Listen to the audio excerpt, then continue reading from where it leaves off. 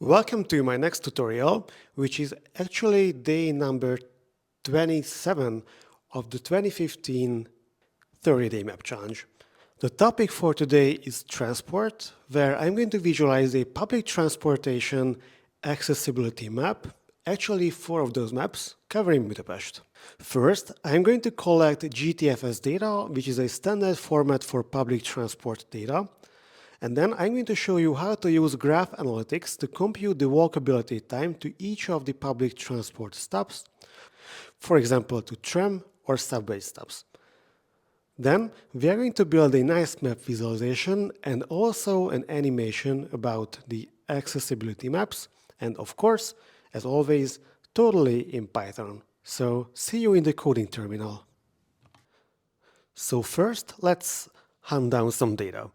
We are going to use GTFS data, which is pretty much the standard global format for public transport data. And luckily, the public transport provider of Budapest called BKK, along many other providers all around the globe, provides it freely available on their website.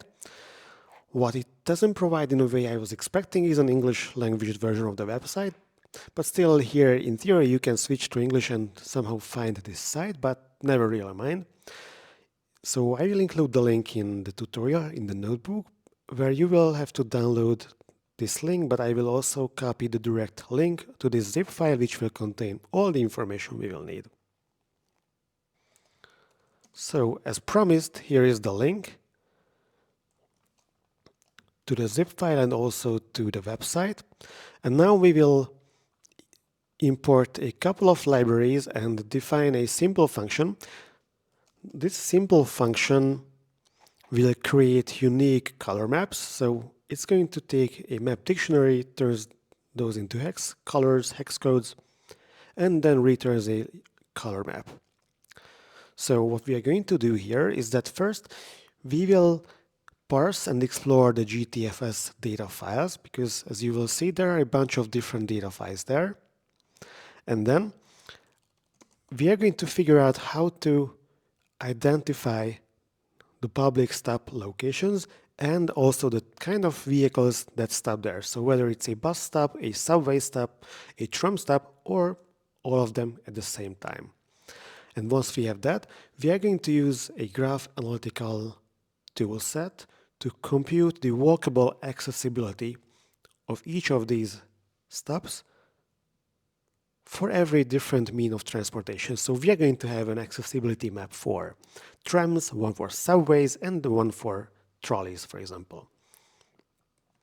And since we are in Budapest using OSM1X, we are going to query the city boundaries as well.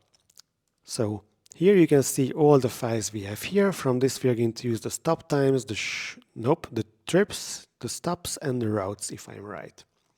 First, let's start with the stops, which should show all the stop locations. However, as you can see here, it doesn't tell us whether it's a subway or a tram station, so that's why we are going to need to pull in all the other datasets. But before that, let's turn this into a GeoPandas data frame, because the one thing we have here is the locations. So we will need to convert the long and let coordinate pairs into point geometries, turn it into GeoPandas data frame, and then simply place them on a map.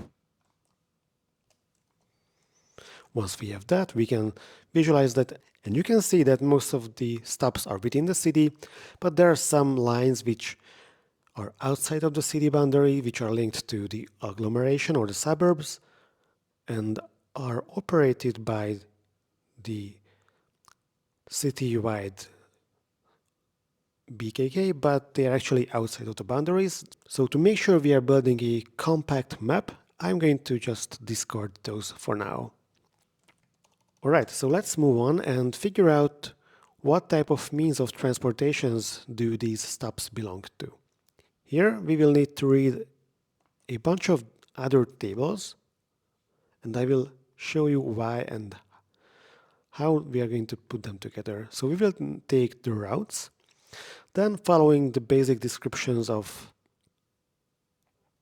the GTFS format coming from Google, we will map the route name types, which are numbers, to the English name of the means of transports and create this new column.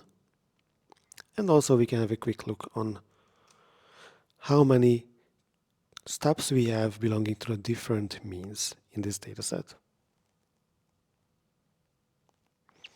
So here it seems that we have 300 bus lines. So this is actually not the number of stops, but the number of routes, and 1 ferry and 4 subway, which are actually pretty much true. So this checks out. Then let's put this together with the stops and finally layer these things together. We will need to read in 2 more datasets and then display all the 4 tables we read from the GTFS data. So we have stops showing the location and the ID of the stops. We have stop times, which show the stop ID and the trip ID. So these 2 tables are linked by the stop ID, which we can use to connect to the trip table, where we have the trip ID and we have the route ID, which we can link through the route ID to the DF route data frame, where we finally have the name, the route type in English. So it's a bit convoluted. I'm not yet sure this is the best or the most simple way to do it, but this is the way I was able to figure it out. So once again, we take the stop location, should be a geometry in the GDF version, but anyways, we have the location here, we have the stop ID. With the stop IDs, we are linking to the stop times table. With the trip ID, we link to the trips table, and then with the route ID, we link to the route table, where we have the route type in English.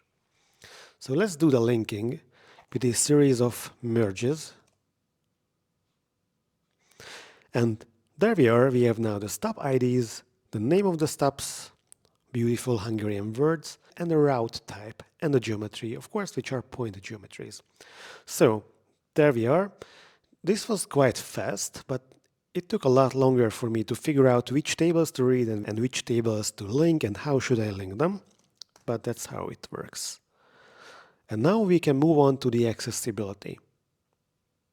Here I have a long function which I have been dragging on in my tutorials for like 5 years now, so I'm not sure where it's originally coming from, but it's going to show us the walkability scores, the accessibility for each road network node at an assumed walking speed of 5 kilometers per hour and a maximum range of 2.5 kilometers.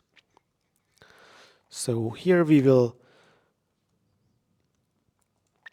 define the 4 means of transports we are going to work with, a result dictionary, and then iterate over these types, filter them down, so we will have in one iteration only one type of stop. Let's print the number of stops we have for each means of transport, and then we will compute the accessibility, which, as you will see here, is going to be a fairly large road network node data frame, which will contain the total time needed to reach the nearest public transport stop of that category from any given road network node. This will take a bit longer to compute because there are just so many road network nodes all across the city. Yep, since the computation is still running, let's start preparing the visualization parts. First, just static maps, but then we will also build a few animated maps just to make things a little more interesting. I will define standard colors for each mean of transport. Yeah, maybe we don't even need railway here. And I'm not visualizing the ferry network either. Then we are going to iterate over each means of transport, pick their color, and use our initial function to create a custom color map. So the accessibility scores are here. As you can see here, we have 2 columns there, the geometry and the time. So now let's get back to the maps. Colors, then the basics of the visuals. We are moving to the Web Mercator projection and start the plot by first adding the admin boundaries, And then we are going to show the points, the road network nodes, but first just a small sample, like 1000 dots. And then plot them, add the color bar, style the color bar, and add the title. And finally, let's add the dark base map and do the regular housekeeping and saving the images if we wish to.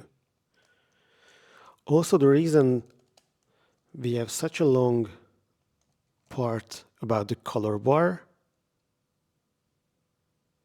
here is that, as you will see, it has a special place, so it's going to be in the top right of the image, which is not that straightforward using default settings, but now we have it there. And now we only have a few, just 1000 dots, but we can have a lot more. And of course we have them for all of the 4 categories. So now let's see what happens if we don't do the sampling, but run it for the whole dataset. And this was item 6. Yeah, item 7 is going to be the animation.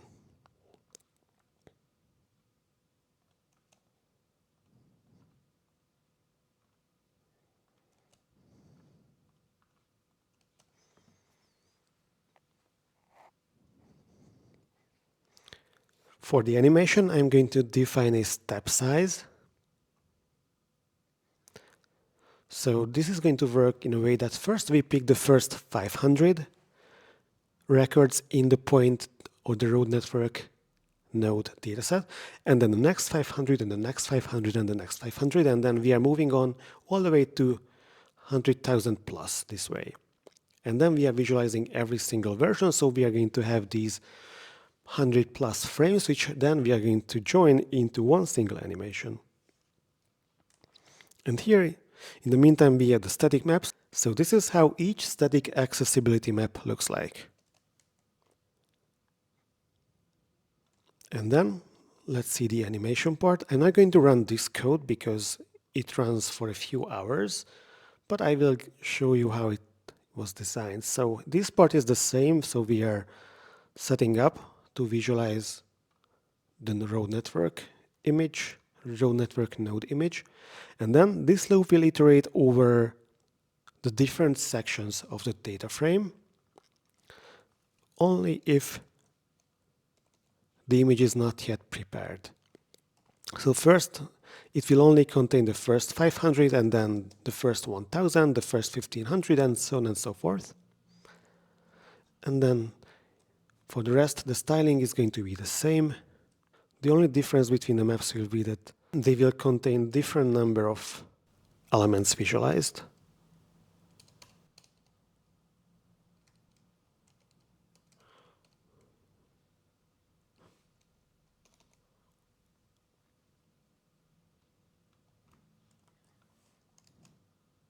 So, yep, we have all the frames generated.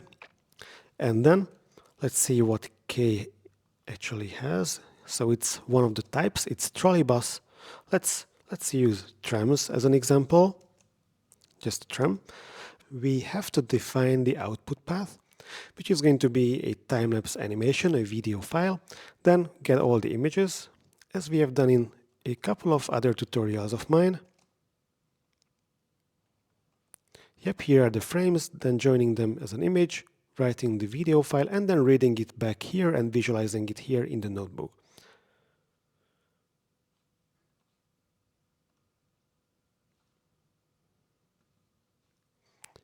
And here it is. So now you will see how we keep adding the accessibility scores and how the final map grows and evolves in front of our eyes. Here in the counter, you can see how we are reaching the final number of points, more than 130K. And as we are adding points in the order they are present or they are returned by the OSM API, it's not completely random, but there are these batches which are getting filled up together, which is pretty interesting and tells us probably the chronological order how these road network nodes were added to the OpenStreetMap database. So that's it about accessibility for today. Thank you very much for following and see you next time.